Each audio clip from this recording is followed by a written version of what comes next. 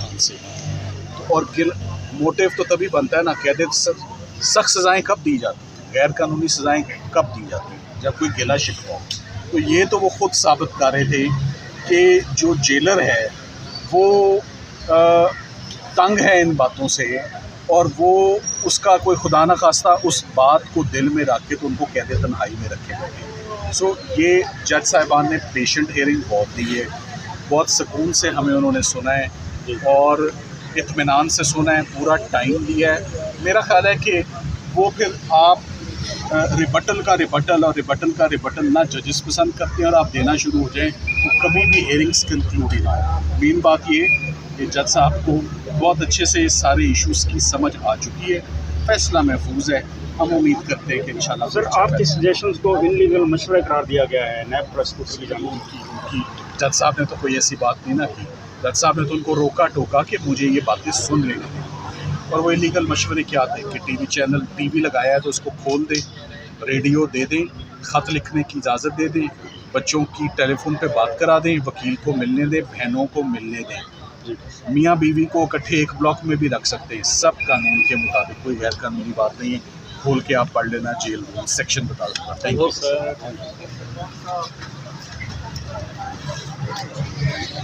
22 सितंबर की तारीख से आप इत्तेफाक करती हैं? देखिए, मुझे नहीं पता, मैं जल्दी सो जाती हूँ। सुबह उठ के यहाँ सुबह आपने तो देखा, आप और हम सारे दिन अदालत में बैठे, मैंने ठीक से देखा नहीं।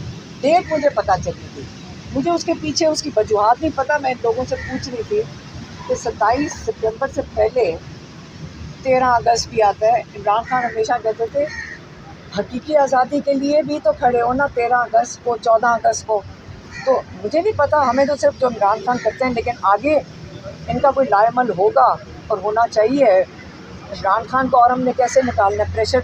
हमारी तो यही रिक्वेस्ट थी पार्टी से कि आप इतना प्रेशर बनाएं ताकि इमरान खान का इलाज हो सके अस्पताल में, ताकि इमरान खान की कैद तन्हाई खत्म हो सके। अलीमा खान साहब, ये बताइएगा कि जैसे आप KPK में मूवमेंट लेकर बढ़ रही थी, इसी तरह की आप सिंध और पंजाब में भी मूवमेंट लेकर बढ़ेंगी? आप जिसने बुलाया था चली गई थी। हमारे पास कोई मैं बता रही हूँ कि ना स्क्रिप्ट लिखी हुई है ना कुछ और है। लोगों ने बुलाया, वहाँ खड़े थे, उन्होंने कहा जी आप इधर भी आ जाएं, हम गाड़ी मोड़ के उधर चले गए। अच्छा, तो इसलिए देखिए, आपके पास कोई स्क्रिप्ट लिखी हुई है इन चीज़ों की है कोई?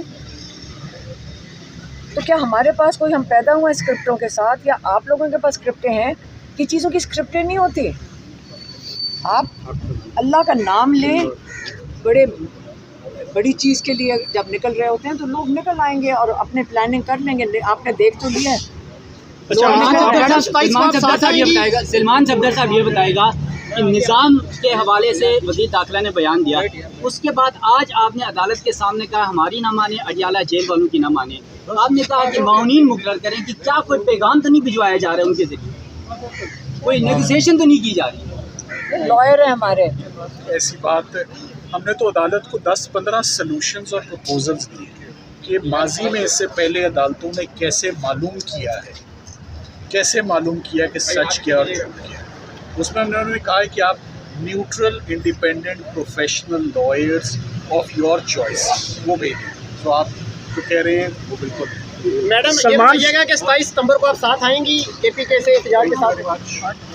अच्छा, सलमान सफदर साहब, आज आपने एक बड़ा जुमला अदालत के अंदर बोला कि मुझे भी बताया जाए कि मुझे क्यों निकाला।